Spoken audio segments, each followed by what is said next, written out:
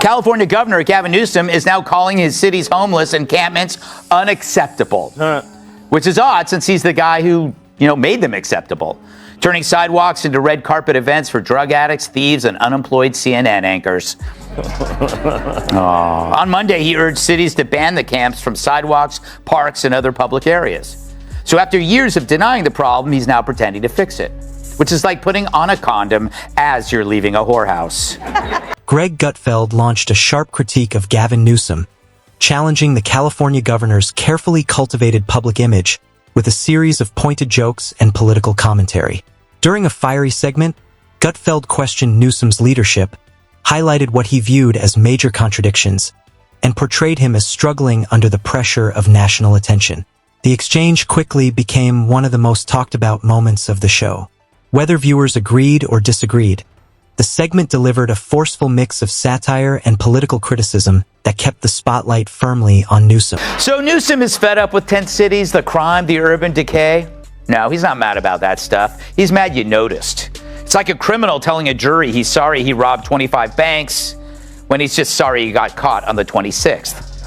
Because this isn't some spontaneous crisis. It's a man-made disaster like Chernobyl or Fox and Friends.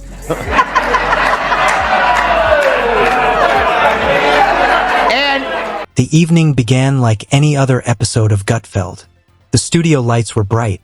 A coffee mug rested in his hand, and his familiar grin suggested that something entertaining was about to unfold. At first, it appeared to be another routine monologue filled with lighthearted jokes, but the tone shifted almost immediately. Greg Gutfeld focused his attention on California Governor Gavin Newsom, a politician widely recognized for his polished public image and confident media appearances. From the opening moments, it was clear that this discussion would be far more direct than the show's usual political banter. Took common sense as his high ground. Right. There's no place outside of it. That's right. And so they're stuck in this horrible, horrible place, much like you, Jamie, and your life. As California falls apart, it must remind you somewhat of your own personal life. Yeah. Sometimes I look at footage of California and I go, oh, look how much better it is than my life. If you're enjoying this breakdown, don't forget to subscribe because Gutfeld had clearly set his sights on one of the Democratic Party's most recognizable figures. Gavin Newsom has often presented himself as a leading voice for progressive politics, but Gutfeld argued that the governor's polished image stood in sharp contrast to the challenges facing California.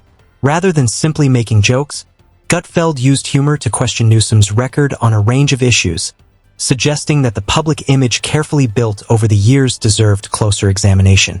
To understand his argument, he pointed to the reputation Newsom has maintained within Democratic politics for much of his career. Why do I keep bringing up Gavin?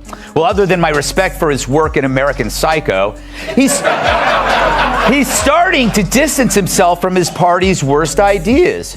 Newsom, a guy who hates fossil fuels but could still bring down the price of gas by wringing out his hair, once proclaimed that his state would be a sanctuary to all who seek it.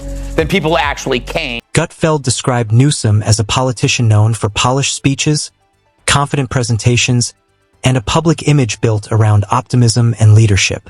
He argued that Newsom often presents California as a model for the rest of the country, while critics point to ongoing concerns involving housing costs, public safety, and homelessness.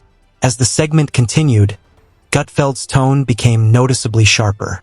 The lighthearted jokes gradually gave way to more direct political criticism, creating an atmosphere that felt more like a debate than a comedy routine. From that point forward, the discussion focused almost entirely on Newsom's record as governor. Order with authoritarianism, you get chaos and destruction. So if restoring order is evil, then the Dems are now the party of disorder. Turns out the only system they had was wokeism, and it rotted any basic principles the party had to begin with. Which is why, like Gavin himself, they're left looking at 2028's hopes going up in flames. And this time, no one is going to help them put it out. Gutfeld then shifted his attention to California's broader challenges, arguing that the state's positive image often overshadows serious problems facing many communities. He pointed to homelessness, rising living costs, high taxes, and concerns about crime as examples of issues that critics believe deserve greater attention. He also referenced Elon Musk's decision to move major business operations to Texas as part of a broader discussion about the state's business climate. Throughout the segment, Gutfeld argued that these issues stand in contrast to the success story that Newsom frequently highlights in public appearances, using both humor and criticism to emphasize his point. Is his track record, his performance as mayor, as lieutenant governor, and governor. And your analogies are great. I think mine are better. And just hold on. And here's why. He shows up at the fires and says, who the hell caused this? I'm going to crack down on the people responsible. He sees the homeless encampments blocking the sidewalks and said, you guys clean that up. He started it. He spent $3 billion to fix it. And his opening words in 2020 when I got the job is a disgrace. The richest state in the country and the richest nation of the world has a homeless problem. I will fix it. He spends $1 billion when it's not fixed. He blames the mayors, and he also forced the movie industry and Silicon Valley out of the best state in the country by high taxes. I've never seen someone such a bad performance, but yet I think he's the front runner to get the nomination for the Democratic Party. Yeah, it's true. It's true. They got nobody else. Sherrod, welcome back. According to Gutfeld, Newsom has frequently criticized the policies of other states while presenting California as a national example of effective leadership. That contrast became a major focus of the segment. Gutfeld questioned why Newsom often comments on issues affecting places like Florida and Texas while California continues to face its own well-publicized challenges involving crime, homelessness, education, and drug addiction. Rather than raising his voice, Gutfeld relied on sarcasm and carefully timed jokes to make his points.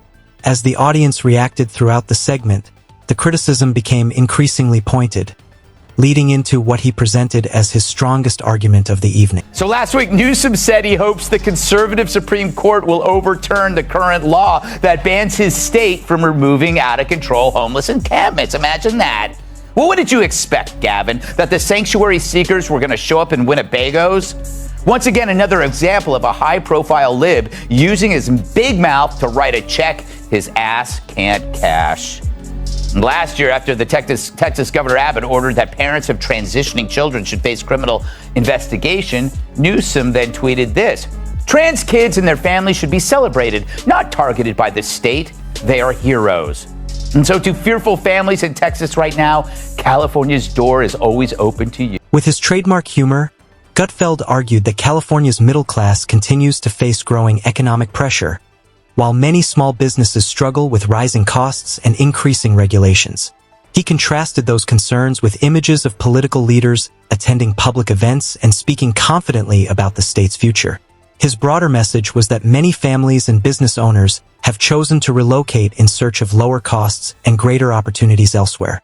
Whether or not viewers agreed with his conclusions, Gutfeld maintained that California's economic and social challenges deserve greater attention than polished campaign messaging alone. What do you think about Gavin Newsom? What's going on there?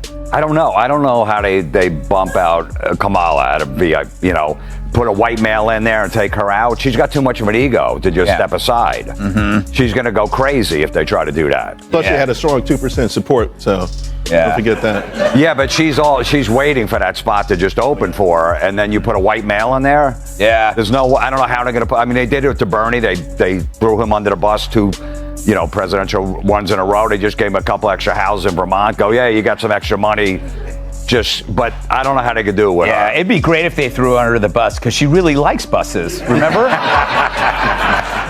As the segment reached its conclusion, Gutfeld summarized his criticism by arguing that Gavin Newsom's public image had become stronger than the results he believes voters have experienced.